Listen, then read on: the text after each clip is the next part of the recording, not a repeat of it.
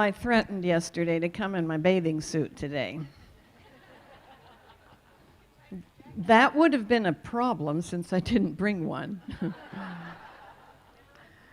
But I'm a cold weather girl. Now, I don't like snow anymore, so I left the snowy parts of Canada and the United States. But I was born at 56 degrees below 0 Fahrenheit in Calgary, Alberta. And we only have 3 days of summer a year up there. And so most of the year is lovely and temperate and cool. And so this is really hot for me, but I'm making it. Somebody came up to me yesterday and said, "Are you having a hot flash?" And I said, "Yes, because of the lights." Somebody else came up and said, did I notice that you don't have shoes on? I said, "I don't know, did you?" And they said, "Yeah, you don't have shoes on. What's that about?" I said, "Well, it goes back a long time, you know. I've been doing this since the late 1800s. And I learned quickly that I do a better job without shoes on. Doesn't matter how good the shoes are, how much I paid for them. If I have shoes on, I'm aware of them. And you're much more interested in what's happening in my brain than what's happening in my feet, I'm quite certain. This was difficult for my father, the preacher. I think the first time he came to hear me speak, I was speaking up at Pacific Union College in Northern California. If you've ever been there, they have a huge slate platform.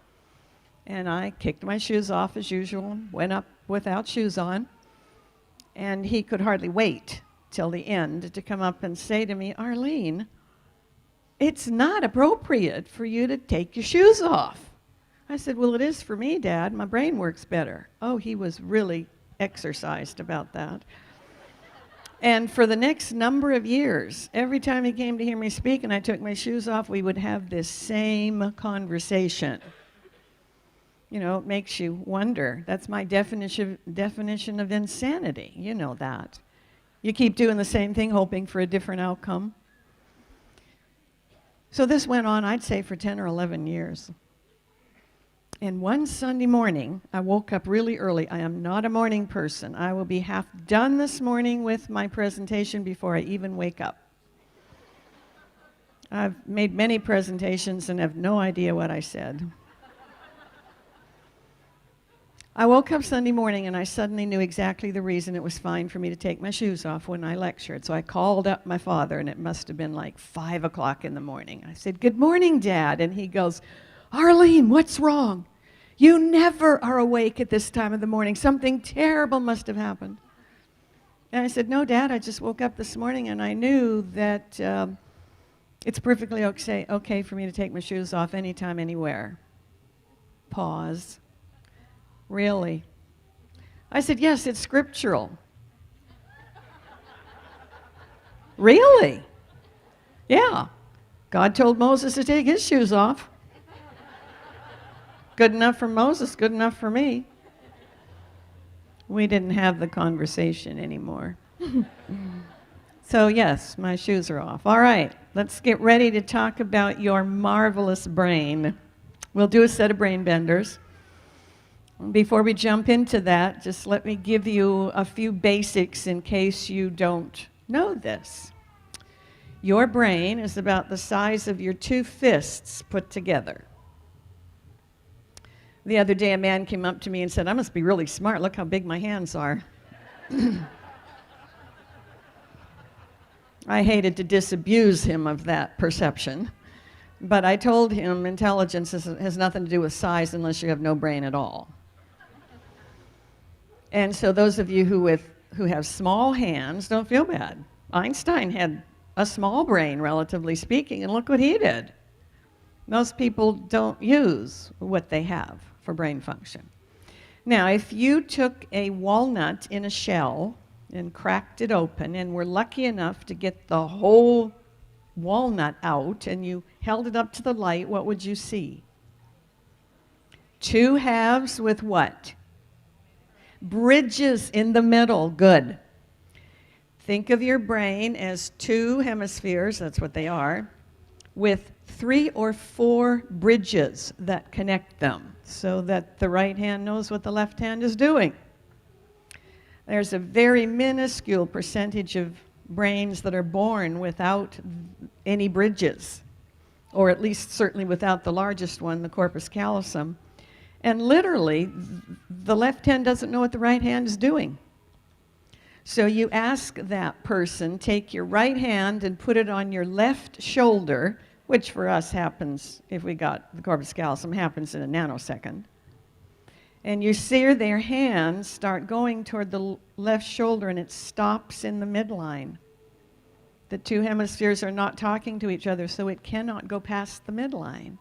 So I don't know what they do if they get an itch in their left shoulder and you can't reach it with your left hand, because the right hand's not going to make it. We probably have learned more in the last 25 years about brain function than was known in all of the eons before that. And that's because we have brain imaging equipment. Before we had those, there were only a couple of ways that we could learn about brain function. You'd interview the person, maybe have them take some psychological tests and try to figure out what that meant, observe their behavior and draw correlations with other people who have similar behavior or different behavior. Or, after they died, you'd crack their skull open like you crack open a hard-boiled egg, take the brain out, slice it on a meat slicer, literally, lay it out on a light table and start looking at it and see what you can figure out. We learned a lot about anatomy, about the brain that way. Did nothing for the person whose brain was on the table. And now that we have brain imaging equipment, you can watch the brain function while the person's still alive. And that's just marvelous. All right, let's begin with brain benders. Anybody not here yesterday to do these? A couple of you. All right. So you'll pick up in a hurry. These are whole brain aerobic exercises, and they're also age-proofing. And by the way, I didn't mention this yesterday because there wasn't really much room. There's a little more room today. So if you find yourself with your mind wandering, it couldn't, of course, be anything to do with what I'm saying. But if you find your mind wandering, get up at any time and stand anywhere around the periphery. Now, here's the research. 50% of brains in the studies that have been done learn best, if they learn at all, when their bodies are standing and able to move. Now, if this is a bell curve, half of you learn best when you're standing.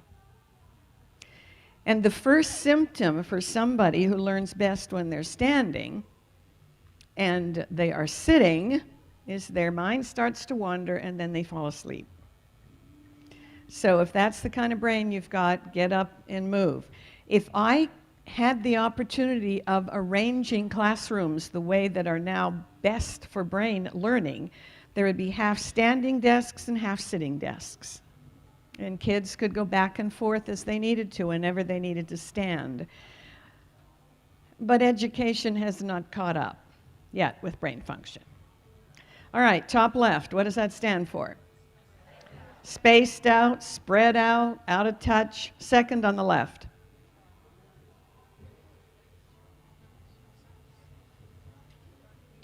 Chinese checkers.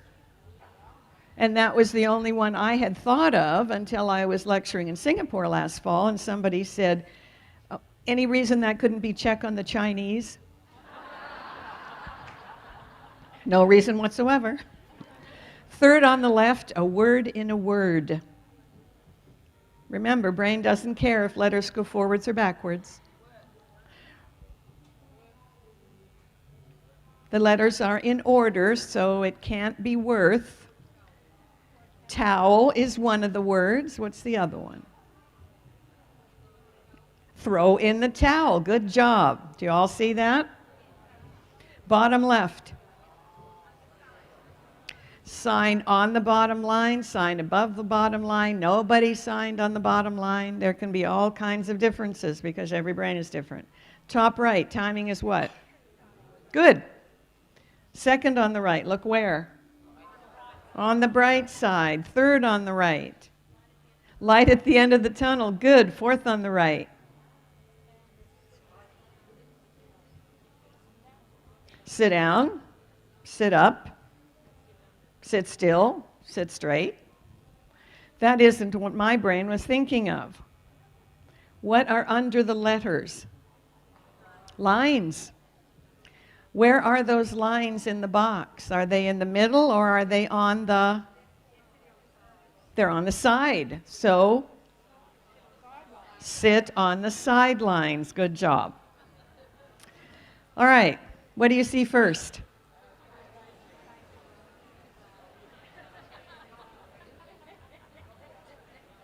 Who saw two profiles first? All right. Who thinks they saw a vase first? All right. There is no vase there. All that's there are cutouts of a profile, but your left hemisphere always wants to make sense of things, and it will come up with reasons that don't even exist. So often the left brain will look at this and say, oh, look at that lovely vase. No, there's no vase there. But often the brain is absolutely sure there is. So when you are absolutely certain about something, pull in the other side of your brain and make sure that that's probably what's happening. Don't let the left brain run away with itself. Now, here is what was used to draw the pictures. Now, what do you see first? Many people will see the vase first because it's color, it's three-dimensional, and so on. And can you still see the profiles of the faces in the... Good. All right. Since we're at a camp meeting, I do like to tie what I'm talking about, if possible, to Scripture. And one of my favorite is in Psalms, because we are fearfully and wonderfully made. Researchers and scientists believe the brain is the most amazing organ in the entire universe. And then the book of Daniel. Many will go here and there to increase knowledge, and that's exactly what we're doing now. You came here to learn something. Many people go somewhere else to obtain advanced education. You know, in my grandparents' days, that never happened, ever. And now we not only have the knowledge, but we have the ability often and the enough money to go and obtain additional information. I mentioned yesterday that it's very sad that many people know more about their vehicles than they know about their brain. And you have been leased a brain and body to use on this planet, and it is your responsibility to not only learn about it, but to take good care of it. I like to begin with this slide. We are members of the same species. We are very similar, and we are also very different. If you go back and read in the book of Genesis, you will read that God created a new species, and the new species was named man. You have to read it pretty carefully to get it. So think of a horse as a species, and there are stallions and there are mares. Well, same thing with human beings. There are male and female, and the verse is very clear. God created man in his image, male and female. We give Eve a bad rap because she kind of messed up, got intrigued with that gloriously colored flying serpent. Adam didn't do much better. Here we have male and female, like stallion and mare. Well, Adam looks at her and calls her woman, as if man is one and woman is another. I don't know what he thought. Did he look at her and go, whoa, woman? I don't know. But that has caused a great deal of difficulty because people forget that the species is male and female, and man was the name of the species. So if you've been having difficulty with that, get it straight, because you'll just knock half of the problems off of the back of your turnip truck. So in all of the fingerprints that have been done, we've never found two that are alike. In the same way, in all of the brain imaging that has been done, we've never found two brains that were identical in function or perception, even the brains of identical twins. And what's even more fascinating to me is when you look at the 4 chunks of tissue that create the gray matter, cerebrum, you'll find in the brain scans that similar functions are found in each of those 4 divisions, but not always in exactly the same place in that division. So for example, in this frontal left division behind your left eye, there's a place called Brokaw's area, named after Paul Brokaw, who figured out long before we had brain imaging equipment that if you're speaking aloud, the part of the brain that lets you do that is located up here behind your left frontal lobe. I don't know how he did that. People sometimes make amazing leaps. Galileo, for example. Nope, I didn't know him personally either. But I'm told that everybody at that time believed that the world was flat, and he said, no, the world is round. And what happened? Man, he got disfellowshipped from the church, kicked him right out, crossed his name out of the book, put him on house arrest. He's lucky he didn't get killed. And while he was on house arrest, somebody invented the telescope. And what did they discover? The world is round. So be careful about discounting emerging information too quickly. So Paul Brokaw said, verbal spoken language is in the frontal left lobe. It is in every brain that I know of that has been scanned. But it's never in exactly the same place. In one brain, it'll be closer to the midline, another toward the top or the bottom or the outside edge. It's up there in the same chunk, but not exactly in the same place. Each brain solves problems in different ways. They activate slightly different regions when recalling information. Now, the justice system thought that brain scans were going to be absolutely marvelous because you could take a brain scan of a person who was accused of a crime, ask them whether they did it or not, and based on what cells started lighting up in the brain, they would get some idea if they were telling the truth or not.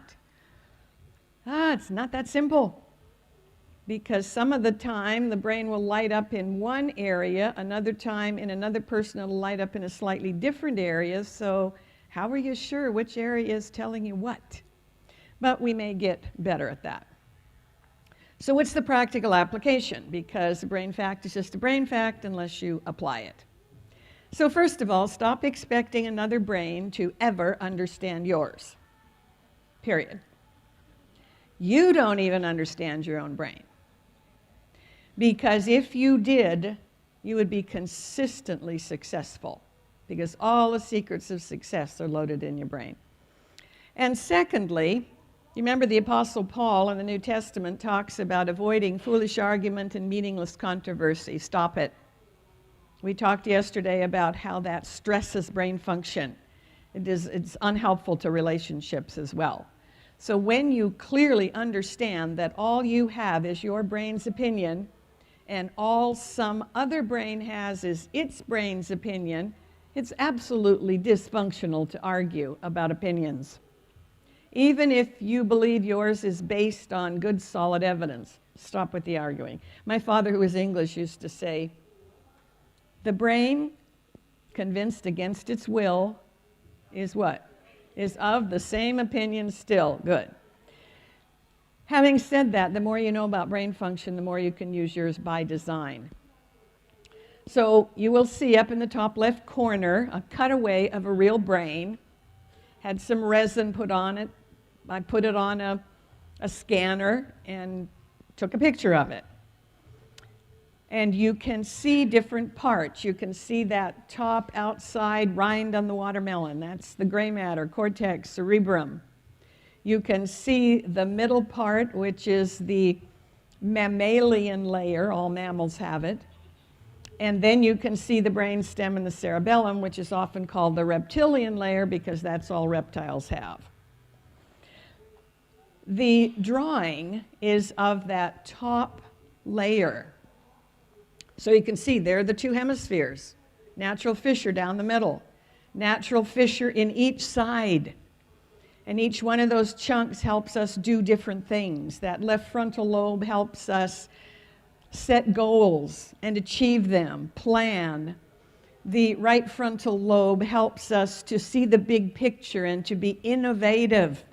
It's the part of the brain you learn when you compose a song or write a poem or write a book or do a new sculpture or a painting, anything that's new. Inventors use that part of the brain a lot. And then you can see the two posterior lobes, and we'll be talking about those later this week when we talk about the difference in the way the male brain and the female brain hears, listens, and sees. Because that, in those two posterior layers, are where you decode almost all sensory data. Two occipital lobes at the bottom, where you decode what comes in through sight. And the cells in the retina of the male brain are pretty different from the cells in the retina of a female brain. Two temporal lobes, one on either side, that decode sounds and speech. And two parietal lobes that decode everything else but odors. Odors are decoded in that middle mammalian layer, which is also where emotional impulses arise. So that if you have a memory connected to an odor, and you smell that odor, you will instantly be at that memory, good, bad, or indifferent. So as I mentioned, functions are pretty consistently grouped in those divisions, although they may not be in exactly the same place in each brain. So I pulled apart the two hemispheres in this drawing so that you can see there are bridges. And we now know, for example, that some people on this planet are very fast at naming things. They see something or they're asked a question and instantly they've got the label. Other people may come up with it, but it takes a whole lot longer. That has nothing to do with intelligence. It has to do with which lane on that corpus callosum highway the person tends to favor. So people who name quickly use one part of that highway, and people who name more slowly, if I can find the label at all, use a different part of that bridge. Until the brain matures, it's always at risk for shorting out. And those highways have to be paved, just like you'd have a dirt road and you need to pave them. What's the reason for paving? Smoother ride, can go faster, not so much dust, on and on. So those highways must be paved. They're paved with something called myelin, which is the brain's asphalt. Or if you want to think fiber optics, it's the stuff that's wrapped around the wires to increase the speed at which information travels. That is not done in the average brain until about age 20 or 21. So when I'm talking to young people, I always want to know how old they are. Because sometimes these kids come up, especially young men, and they look all grown up. And then they open their mouths. Well, girls too, for that matter, and I'm going, oops, I think I need to ask them how old they are. Because until that paving is done, you get inconsistent responses. And people who have their brains paved and observe these, what comes out of their mouth and their behaviors for these people whose brains are not done, you often hear them saying, what were they thinking? Well, they weren't.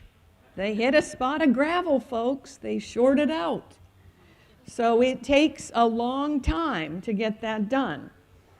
The takeaway is avoid rushing people to hurry up and make decisions. Decisions you make before that paving is done will likely not work for you when the paving is done. And that's the good news. One of my girlfriends got married when she was 15. By the time she was 19, she had 3 children. Was her corpus callosum paved? No. And I remember when she was about 25, she called me on the phone and she goes, "Honestly, Arlene, something's wrong here." I said, "What happened?" She says, "I woke up this morning and I looked around and I said to myself, what are all these people doing in my house? Because if I was making the decision now, none of them would be here, not even the dog." So when we push, and society pushes kids to do things before their brains are done, and then they sometimes spend a lifetime trying to recover from that. And there can be 2 or 3 years difference between brains and how fast this process is done.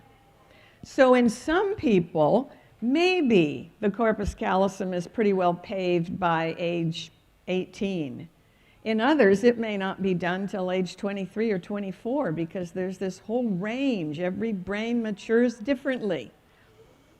So when we try to hold kids accountable, which we need to do, but we need to be careful what we're holding them accountable for, because they need to be held accountable for the functions that can be used effectively because the brain is more developed.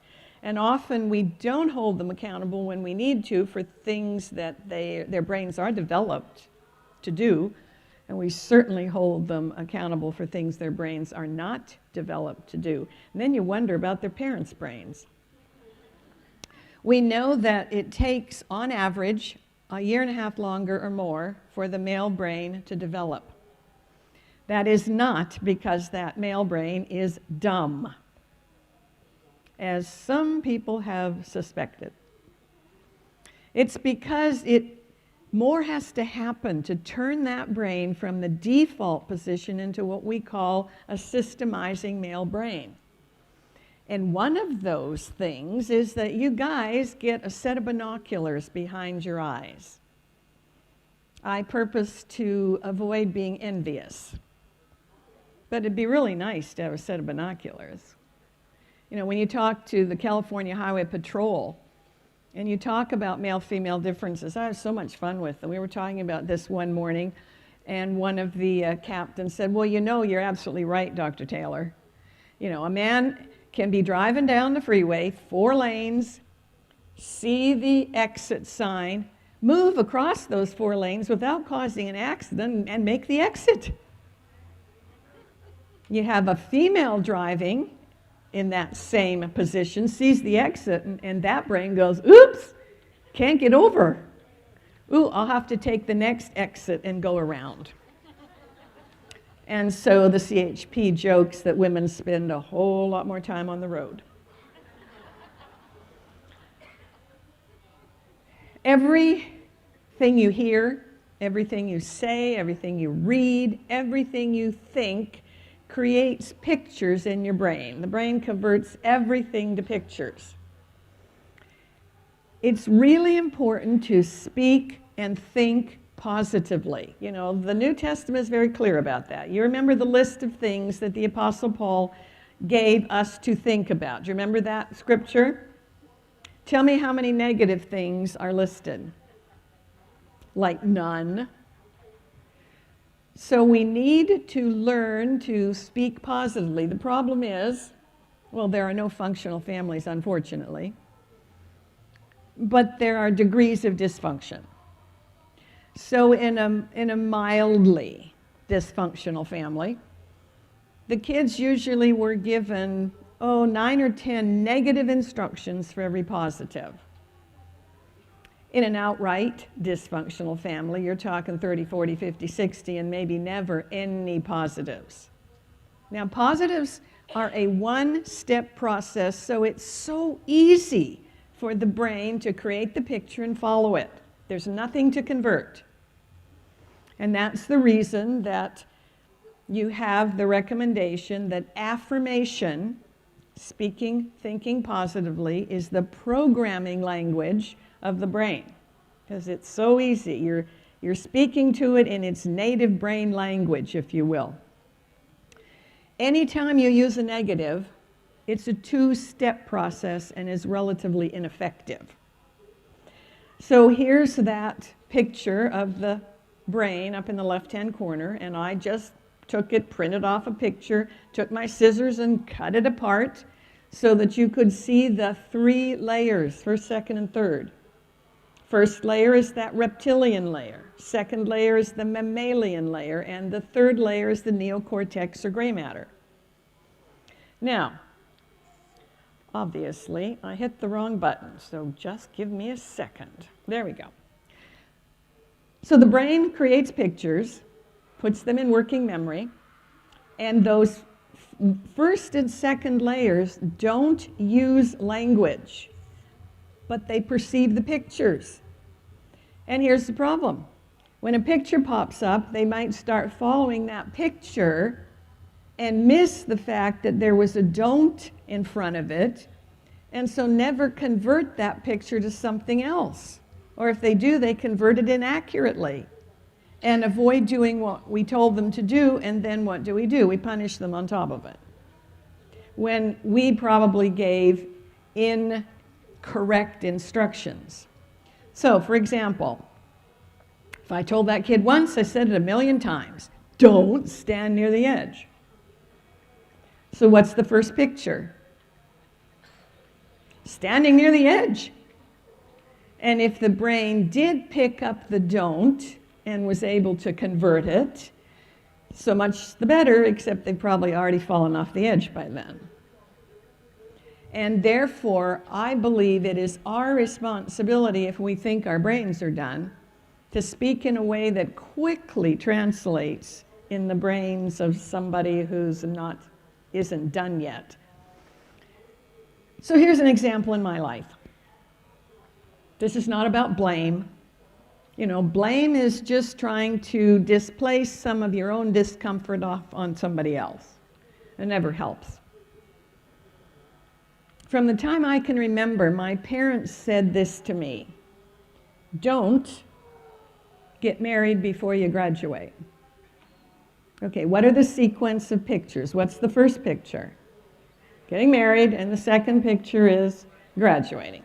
Okay, so I followed the first picture and could not understand the reason they were underwhelmed. If they had said to me, graduate before you get married, can you perceive the difference in the pictures? Now, which is the first picture? Yeah, graduating first. I just might have done it.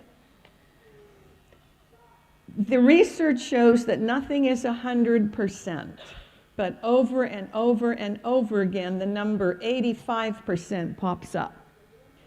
So if you've got an 85% increased risk of having your directions followed by stating it positively, do it.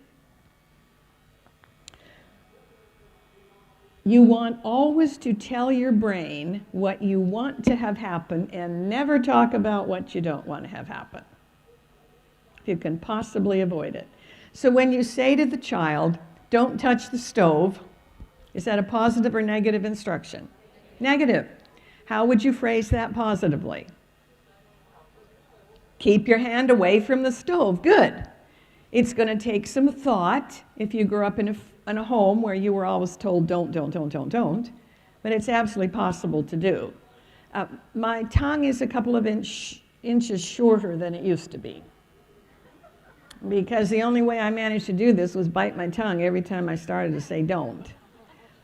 But if I can get there, you can get there. And this is brand new research. We already knew that you want to talk as if the behavior is already happening. It's a done deal. Because if you say, I'm going to develop an exercise program, your brain goes, really? Well, when you finally get there, let me know and I'll help you, because going to is future tense. so it doesn't get on board. But if you say, you are exercising, the brain goes, oh, I didn't realize that. Okay, let me help you. And the newest research is to speak to yourself in a third-person pronoun. You do, you can, so on. Because your brain and your mind are two different entities. Yes, they collaborate, but they're different entities. And researchers don't even know how this is happening. The physical mind, the physical brain, somehow creates a mind. And then that mind that was created by the physical brain can somehow impact the physical brain. Go figure. Think of it this way. Because we now have vehicles, cars and trucks and all that stuff, we have traffic on a road.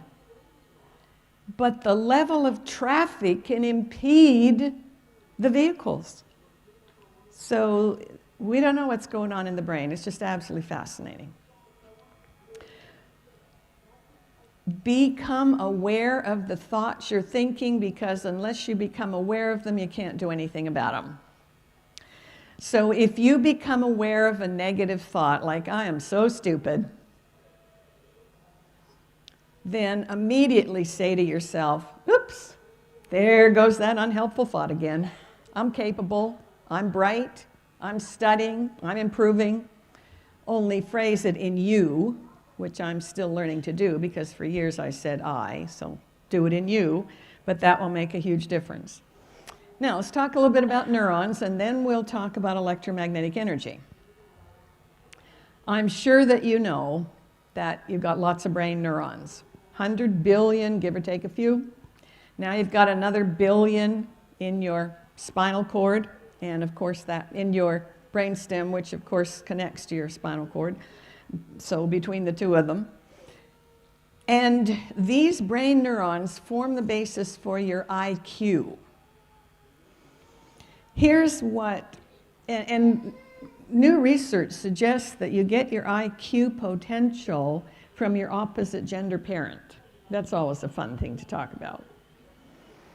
So girls would get their IQ potential from their fathers, and boys would get their IQ potential from their mothers. And before any of you faint, this has nothing to do with whether the person did anything intellectual or educational with their IQ. You inherit a potential, and it seems that one doesn't cross over. You get lots of things from both parents, but probably get your IQ from your opposite gender parent.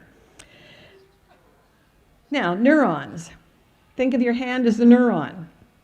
The cell body, the palm of your hands, the cell body. Your thumb represents that axon, that largest projection that leaves the neuron and can be 3 meters long, going from your head down to the end of your toe if you're a really tall person. And then you've got lots of fingers, and the more fingers you have, the easier it is to connect with different parts of the brain, and probably the smarter you are. Here's the bad news. Neurons in your brain, certainly in that third layer, don't divide. You pretty much have the neurons that you had when you came out the chute. Unfortunately, if you made choices for behaviors that negatively impacted those neurons, you've still got those neurons. We know that we can grow some new neurons, but usually that's in the first couple of layers. So be really careful about taking care of those neurons, because what you got is what you got, and they need to last a long time.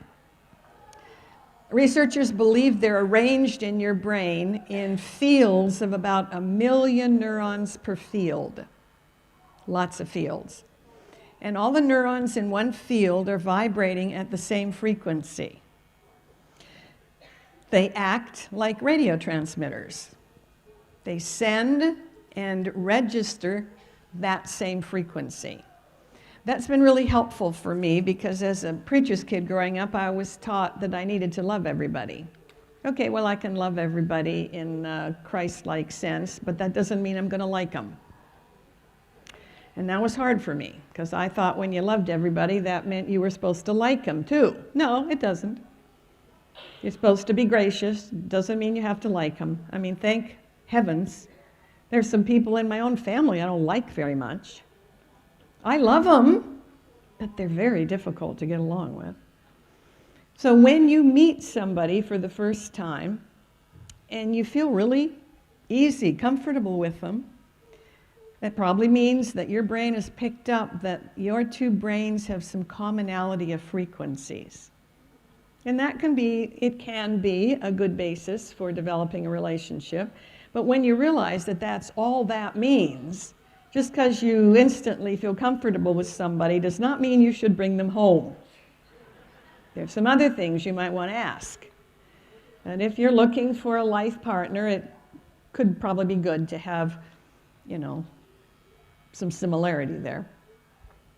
And when you meet somebody and nothing happens and you don't like them, well, what it means is you may not have commonality of frequencies. And I have worked with many wonderful people who I had no brain connection with whatsoever. But as I learned to appreciate their qualities, we became really good colleagues. So remember that. Now, your heart neurons. Tell me you know your heart is filled with neurons. Oops. Okay, a few of you. Tell me the Bible scripture that talks about this. As you think in your heart. And I had many a well-meaning Bible teacher who told me that, the people who wrote scripture and the people who translated it really didn't get it, and that's not what it meant.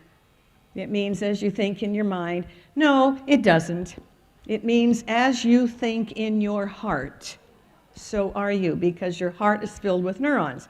Now, your heart is only the size of one fist, about half the size of your brain.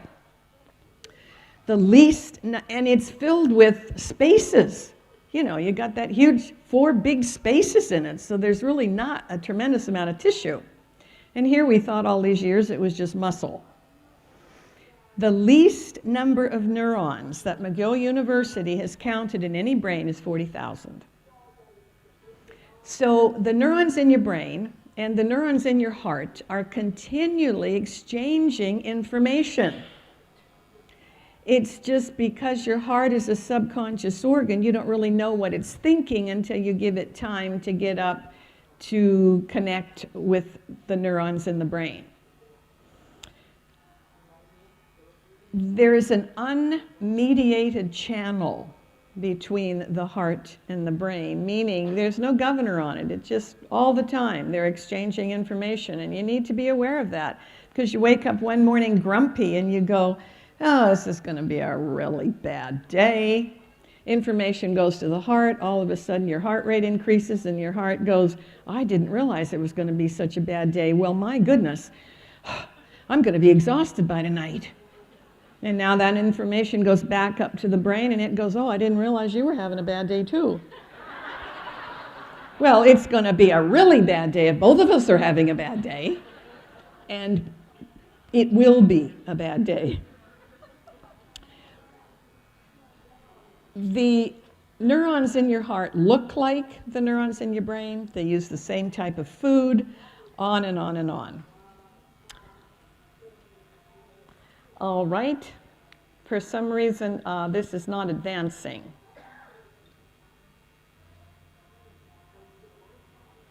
Help, Asava.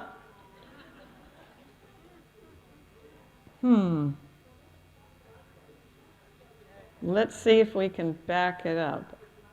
Okay, there we go. Your brain, the neurons in your brain, form the basis for your IQ. The neurons in your heart form the basis for emotional intelligence quotient, or EQ. And we'll talk about that, I believe, on Wednesday, because your EQ, which is not inherited, it's developed, accounts for more than 80% of your success in life. All right, now let's go to the intestinal tract, the GI system. And it is filled with neurons. How many of you knew that? A couple of you, good job. least 1,000,000 neurons, like your brainstem and spinal cord. However, it also contains 90% of all the serotonin in your entire system. What does serotonin do? Help you not be depressed. Help you sleep. It contains 50% of all the dopamine in your entire system. What does dopamine help you do? Feel better. Doesn't necessarily make you feel good, it just makes you feel better than you were feeling before.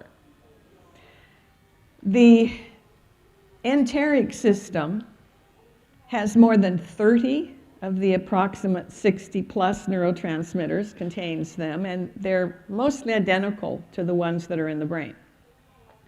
So now some researchers are calling your GI system the second brain, because it's got more of some of the neurotransmitters than even your brain does. So it's no surprise, or should be no surprise, that if you have an upset stomach, you often get a headache. All the neurons in there are unhappy with what you ate. If you have upset emotions, especially the protective emotions, anger, fear, sadness, then you often have a GI upset, nausea, vomiting, diarrhea, constipation, all due to neurons. If you have too much serotonin, then you can have nausea and vomiting as well. And some are beginning to call irritable bowel syndrome an enteric neuropathy. The neurons in the GI system are not happy.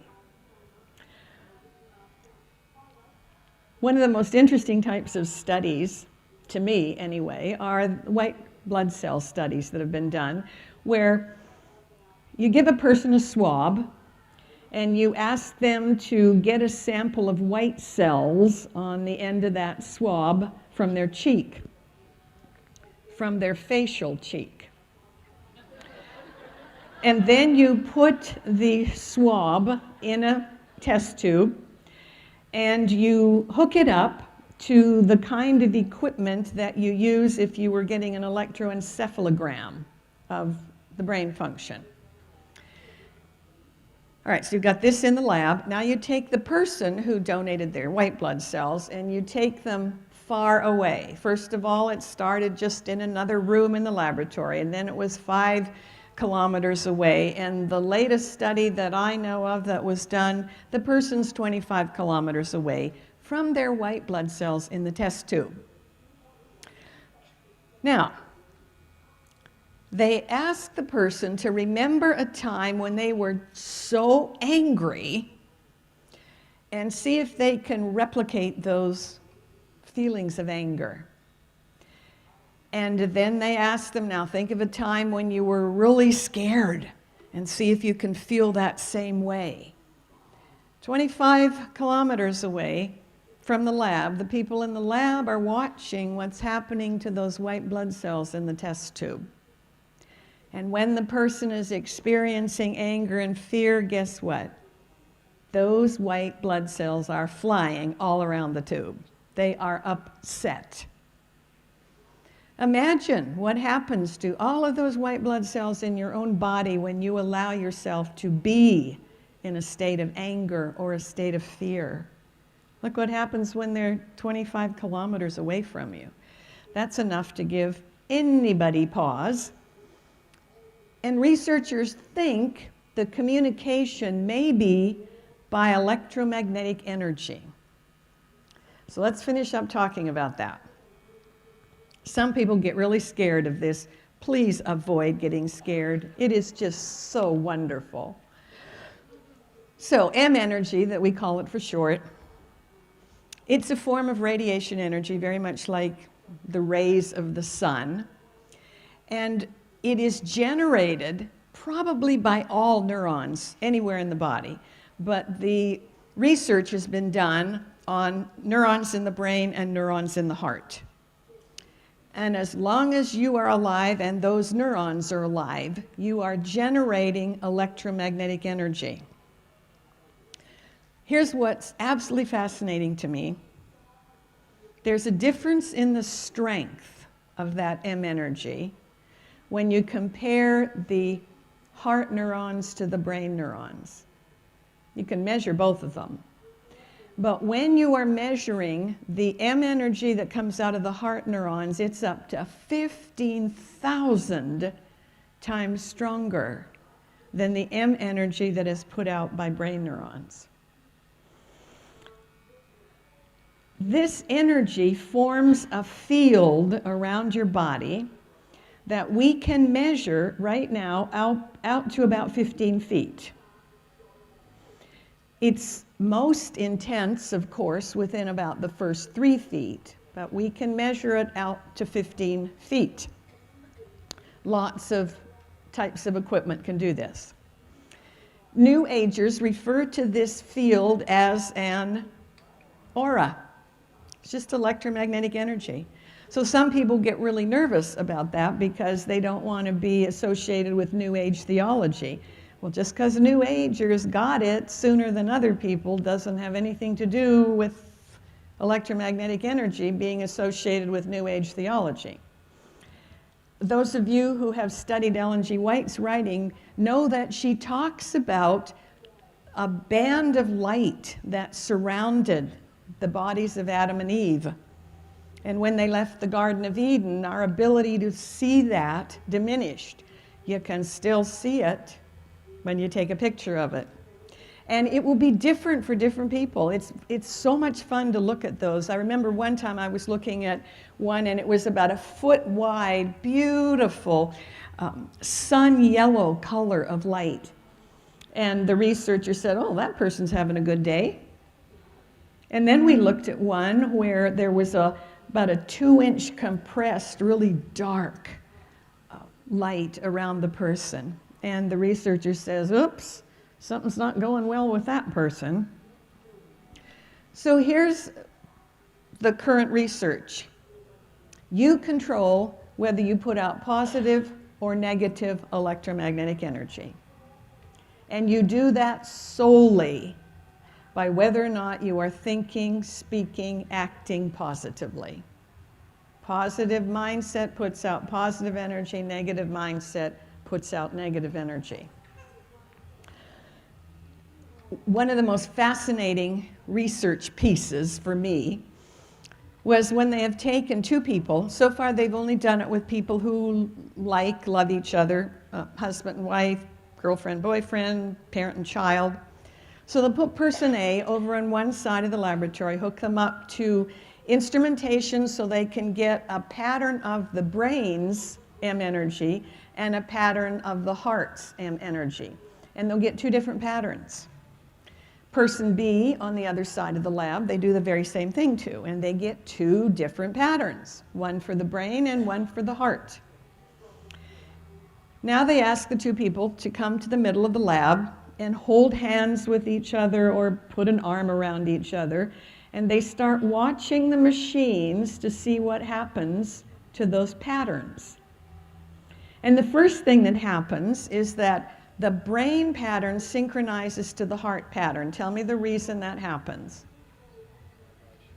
Because heart is stronger than brain in terms of the energy. Good. So now instead of 2 people, 4 patterns, they have 2 people, 2 patterns. Now they ask the individuals just to stand there for, a minute and a half or 2 minutes, and what happens? The 2 heart patterns synchronize into 1 pattern. So now instead of 2 people, 4 patterns, you got 2 people, 1 pattern. What's the takeaway? If you're having a bad day, get your act together before you touch anybody. Because if you're putting out negative energy, that is going to impact that other person. Often I have heard parents yelling at their kids, and the kid will say, don't you love me anymore? Backing away, and the parents will say, of course I love you. Oh, good. The energy isn't positive, and that kid is picking up that negative energy. So be really careful who you touch. Have you ever had a massage? I did one time. I'm not kinesthetic, so I'm not too big on massages, but had a backache, so went for a massage. Oh, I was so uncomfortable. I began to feel worse and worse and worse till I said, I'm leaving. I got up and left. And when I walked out, the person at the front desk said, you're leaving early. Is there a problem? I said, well, you know, I just didn't feel good. Well, she said, why don't you come back another day? You know, the massage therapist backed over her cat this morning on the way to work and killed it. I bet she was feeling so bad. She was putting out negative energy, and I could sense that with my body. Now, here's the deal. Children and nature creatures, animals, probably birds too, they are very, very sensitive to M energy. As we are told growing up to disregard it, we lose, unless we purposely get it back, we lose some of the discrimination that we need. When a child says to you, I don't feel good around that person and I don't want to go with them, many parents will say, stop being silly, there's nothing wrong with them, go. And then something bad happens to the child.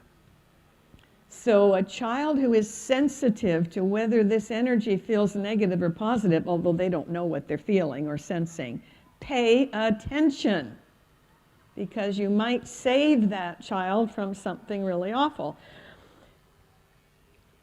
Any of you who have pets, you know that they know how you feel before you do. I learned early in my marriage, well, the first thing I did was I'd always wanted a pet, and my dad, the preacher, wouldn't let me have a pet because he said we were gone too much. So I went and bought myself this beautiful little toy poodle. Darling little creature. Came home, introduced her to the family. She bonded with my husband. If he wasn't home, I was great. If he was home, I wasn't even chopped liver. So I learned to watch that little creature, and I could tell long before he got home in the evening whether he'd had a good day and everything was going to be copacetic tonight, or whether he'd had a bad day and we were going to be in for a little rough seas for a while. So if I saw her over at the garage door 15, 20 minutes before he got home, which means that's probably before he even left the office. If she's over there and she's going, okay, he had a good day, we're going to have a good evening. If she is not at the door and instead goes down the hall to the master bedroom and crawls under the bed, I joined her.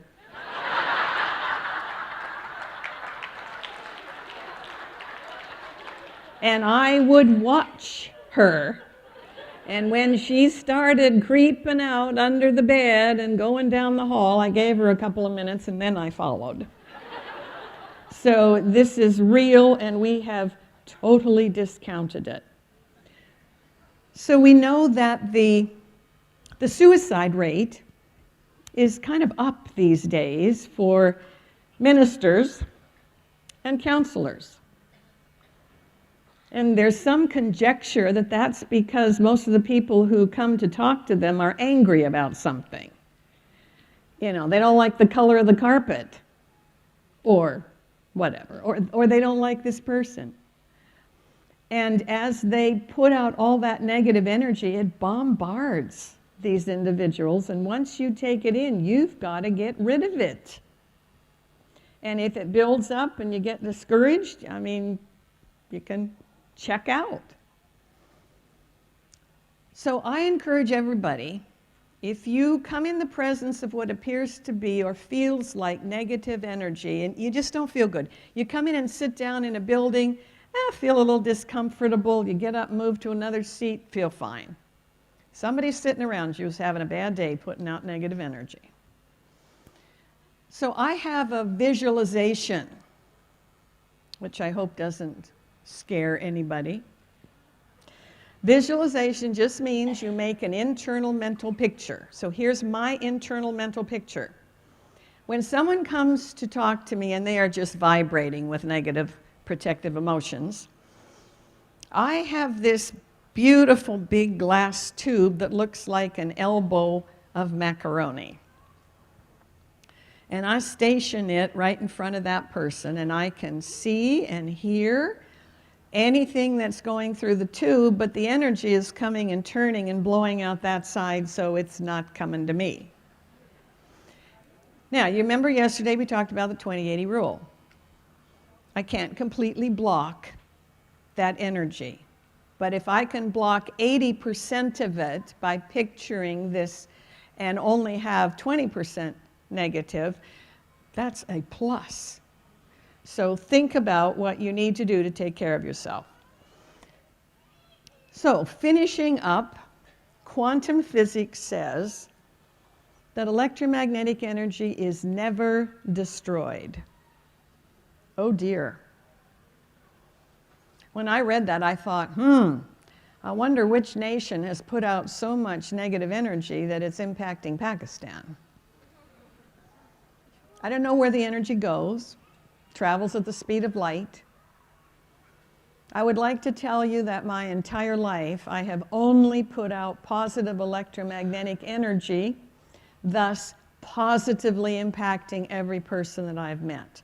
You know that Scripture says that people loved, in general, to be around Christ, children especially. They picked up this positive energy. However, if I told you that, I'd be lying. And lying suppresses immune system function, which is probably the reason it's one of the 10 Commandments.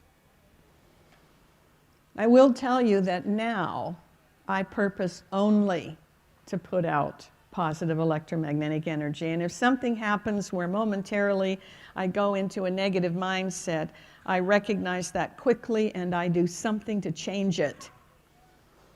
Because I want everybody to be better off having spent some time with me, not worse off. I encourage you to think about what you're putting out and choose positive mindset, positive thoughts, so that you put out positive electromagnetic energy. See you tomorrow.